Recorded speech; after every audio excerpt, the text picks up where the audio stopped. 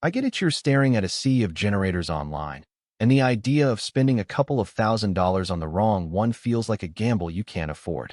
You want something that will actually keep the lights on when the storm hits, power the tools you need for a work site, or keep the RV fridge humming on a weekend getaway, without turning your garage into a noisy, fuel-guzzling mess. Link is in the description if you want to check the product details on Amazon. The DuroMax XP13000HX is marketed as a 13,000-watt dual-fuel beast that can run on gasoline or propane, with electric start and a panel full of outlets. On paper, that sounds like the Swiss Army knife of portable power, but the real question is how those promises translate when you actually plug in a fridge, a few power tools, or even a whole home circuit. Let's walk through the scenarios that matter most and see whether the price tag lines up with everyday value. First off, the dual-fuel capability is the headline feature that separates this model from a lot of single-fuel generators. If you're the kind of person who keeps a propane tank for BBQs or camping, you can tap that source when gasoline is scarce or expensive. In practice, swapping fuels is as simple as turning a knob and refilling the appropriate tank. There's no need for separate generators or complicated adapters. That flexibility shines during a prolonged outage when gasoline stations are closed, but you still have a propane tank on the patio. On the flip side, you do have to manage two fuel inventories, and the propane tank adds bulk, so if you live in an apartment or have limited storage, the dual fuel benefit may feel more like a hassle than a perk. Power output is where the XP13000HX truly steps into the whole home backup territory. With a 500 cubic centimeters OHV engine and all-copper windings, it can handle a starting surge of 13,000 watts, which is enough to bring on a central air conditioner, a sump pump, and a few essential lights all at once.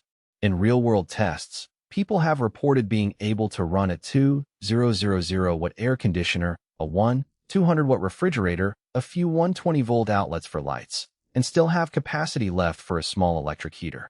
That means if you're looking for a generator that can keep a modest single-family home functional during a grid failure, this unit checks that box without you having to juggle multiple smaller generators. However, the sheer wattage comes with a trade-off in size and weight. The unit sits on a sturdy steel frame with a set of wheels, but it still tips the scales at over 150 pounds. Loading it into the back of a standard sedan is out of the question. You'll need a truck, a trailer, or a utility vehicle to move it. For RV owners who plan to hitch it to their rig, the weight is manageable, but for someone who expects a pick-you-pan-go solution from the garage, the logistics become a real consideration. The wheels lock in place for stability, but you'll also need a level surface to start it, so a sloped driveway or uneven campsite floor can be a problem. Electric start is a welcome convenience, especially when you're already cold or your hands are full of tools.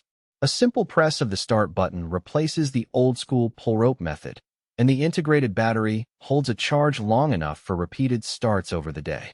That said, the battery is not replaceable on the fly. If it dies, you have to either recharge it or resort to the manual recoil starter, which defeats the purpose of the electric start. In most cases, owners have found the battery reliable for several months, but if you're in a climate with extreme cold, you might notice a slower crank or need a battery warmer. The front-facing power panel is designed for plug-and-play convenience.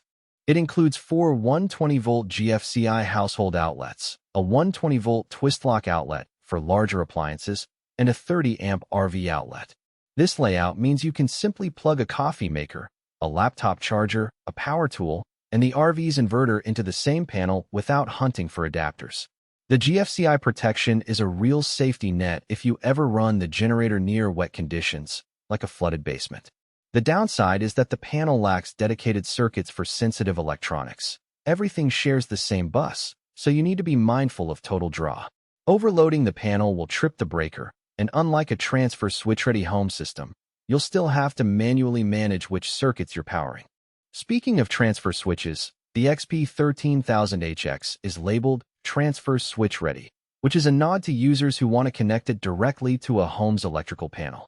In practice, that means you can have an electrician install a proper transfer switch, allowing you to flip a single breaker and feed power to essential circuits automatically. If you're comfortable hiring a pro for that setup, the generator becomes a true backup power source for critical loads like the furnace, water heater, and security system. If you're not up for that extra expense, you'll be limited to using extension cords and portable